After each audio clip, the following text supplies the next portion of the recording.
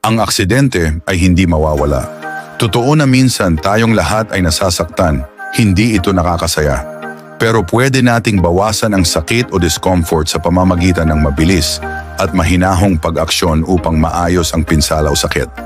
Ito ay tinatawag na first aid, ang unang tulong na ibinibigay sa ating sarili o sa iba pagkatapos ng biglaang pinsala o sakit.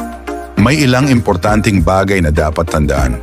Una, sa kahit anong sitwasyon, subukang makipag-usap sa isang matanda at humingi ng tulong sa lalong madaling panahon. Kung walang kasama, agad na ipaalam ang pinsala o sakit sa isang tagapag-alaga at sila ang mag-aalaga sa iyo. Pangalawa, sa kahit anong aksidente o sitwasyon ng first aid, ang pinaka-importante ay ang iyong sariling kaligtasan. Huwag kumilos o tumulong kung hindi ka sigurado na ito ay ligtas. Ano ang mga karaniwang pinsala na naiisip mo? Mga maliit na sugat, minor na paso, o pagdurugo ng ilong ay mga karaniwang nangyayari sa lahat. May mga simpleng hakbang sa first aid para sa bawat isa. Para sa mga sugat at gasgas, kailangan nating itigil ang pagdurugo at linisin ang sugat. Siguraduhing hugasan ang iyong mga kamay muna para hindi magka-impeksyon. Banlawan ang sugat o gasgas sa ilalim ng malinis na umaagos na tubig.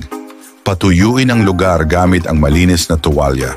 Pagkatapos, lagyan ng band-aid ang sugat. Ang mga paso at scalds ay masakit at kadalasang dulot ng init o mainit na tubig. Mahalaga na palamigin ang nasaktang bahagi sa lalong madaling panahon gamit ang malamig o maligamgam na tubig sa loob ng 10 hanggang 20 minuto. Siguraduhing walang damit o bagay tulad ng relo ang dumidikit sa nasaktang bahagi.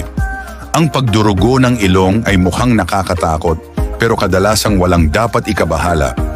Umupo at liyan ng kaunti paabante, minsan ay mabuti kung nasa lababo. I-twist ang iyong ulo ng kaunti paabante din. Gamitin ang iyong hinlalaki at hintuturo. Dahan-dahang pisilin ang malambot na bahagi sa itaas ng iyong mga butas ng ilong at huminga sa pamamagitan ng iyong bibig. Laging tandaan na humingi ng tulong mula sa isang pinagkakatiwalaang matanda o tagapag-alaga sa lalong madaling panahon.